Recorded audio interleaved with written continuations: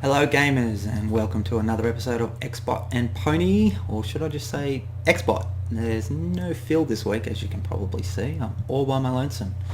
So we'll get it through some news, and I think the Pony's just hiding and scared about what Microsoft's going to come out with in the next couple of weeks and show up Sony and bring the console war to a front, and we'll be off and running. So there's a little bit of news to get through, not a great deal, but a little bit of news to get through this week. We'll start off with Nintendo. On Twitter we've had Jeff Grubb post his normal updates on all the events that are happening, and he's been pretty spot on with all his information so far. But the interesting thing was known leaker Kelios, I think I pronounced that right, posted, "You forgot about Nintendo Direct in July." So it seems we might be getting a Nintendo Direct in July. This leaker was correct, 100% correct on the last Nintendo Direct in Feb. Told people it was coming out of nowhere and nobody knew it was coming. So fingers crossed we'll get some Nintendo news. They've got a few dates they need to announce. We've got No More Heroes 3, Bayonetta 3, the rumoured Mario remasters. Obviously there's a couple of Wii U ports we're looking for, Pikmin, Super Mario, and whatever else they've got hidden away. They've done that pretty well. We have Paper Mario coming out on the Switch in a couple of weeks, so after that there's absolutely no concrete dates on any games. Even the new Pokemon Snap game didn't have a release date, so we're thinking that's probably next year, but we'll find out hopefully sometime in July with a Nintendo Direct. We'll quickly move on to Sony. There's not a great deal going on with Sony. They did announce PlayStation Indies initiative, which is very similar to what they did at the start of the PS4 marketing. They paid for some timed exclusives. We would assume they're paid for because they did the marketing and they were on there for 3 to 6 months to 12 months before they hit PC or Xbox. Seems a lot of these are coming to PS4, a couple of PS5 only, and some on PC. I'll quickly go through them. There was a Worms Rumble game, which is interesting. It's not a turn-based strategy game. It's a 32-player real-time battle royale multiplayer experience, which is very strange for Worms. Check out the trailer though, it does look interesting. Probably not for me. I love Worms Armageddon. It was the best Worms game ever. I used to play it on the N64 actually. Anything could play the Worms Armageddon on, you'd play it. A really interesting game is a cel-shaded co-op game called Haven. Also coming to Xbox One. We're not too sure when, but Microsoft did announce that it's coming to Xbox One. We'll talk about that a little bit later. There was a puzzle game called Kato, another first-person puzzle game called Maquette. There was a space game that looked really cool called Heavenly Bodies. There was another puzzle game called Creeks. There was a really cool side-scroller called Fist. As a bunny. You're literally a bunny rabbit, but like a really cool bunny rabbit with this huge robotic fist. It looks really, really cool.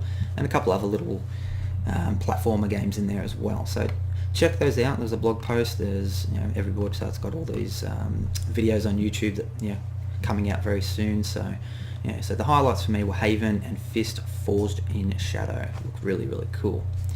We'll move on to Xbox news, and we'll probably spend a bit of time here because Phil ain't here, so the Xbox going to play.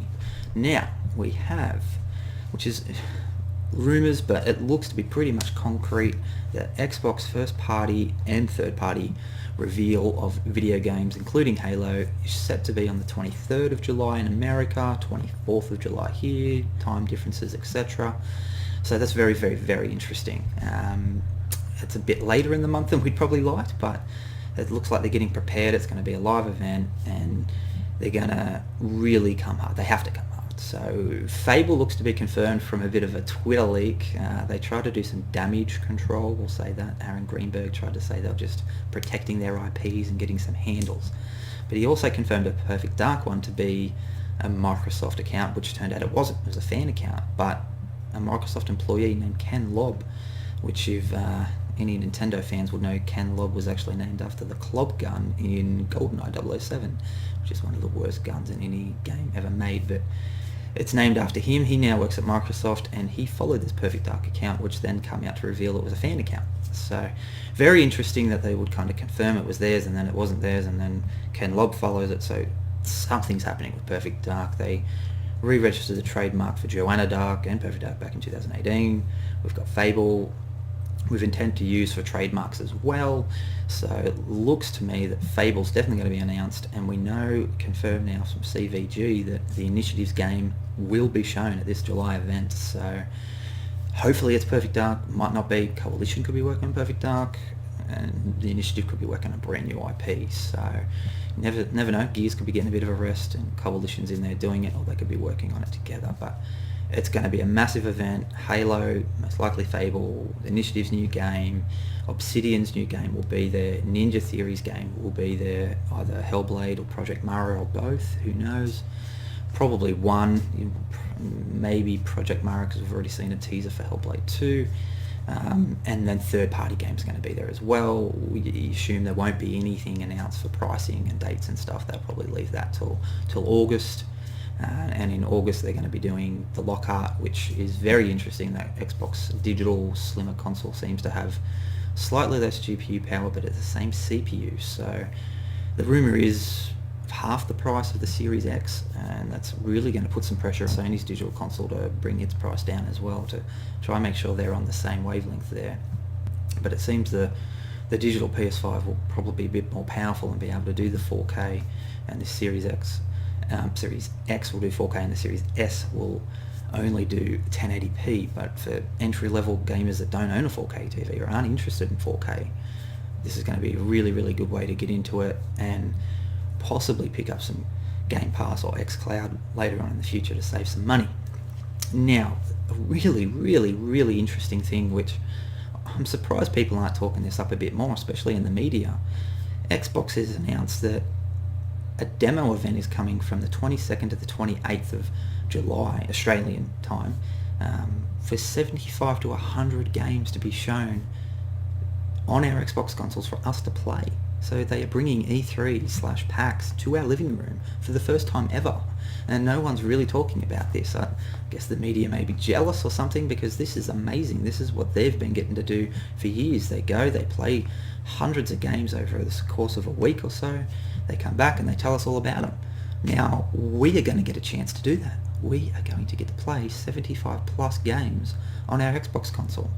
Microsoft said on the blog post it's going to be on the dashboard, so some might go into demos where you can download later on, but it's just for this week. They'll appear on the dashboard, you click a tile, you go in, there's the games. They'll keep adding and announcing more later on. And one of those Sony games from their Indies presentation was announced to be one of the first games to be shown here, so that proves that they're timed exclusive, those indie games. But it is good to see Sony pushing indies and supporting indies like they did in the PS4, so let's hope they do it throughout the whole PS5 life and not slow down halfway through like they did with the PS4. Continue to push the indies because they deserve it. There's some really interesting games coming.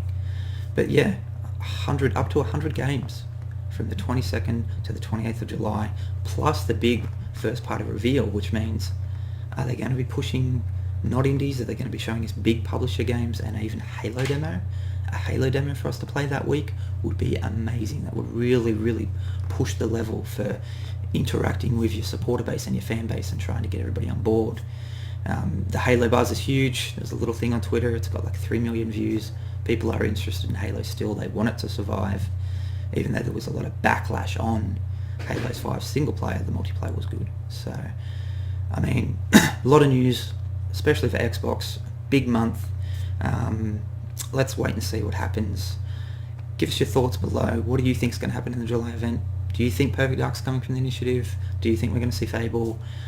Like, subscribe, and take care, and hopefully Phil will be back with us next week and we can get a bit more PlayStation news in before the big Xbox event. Take care, guys. Bye.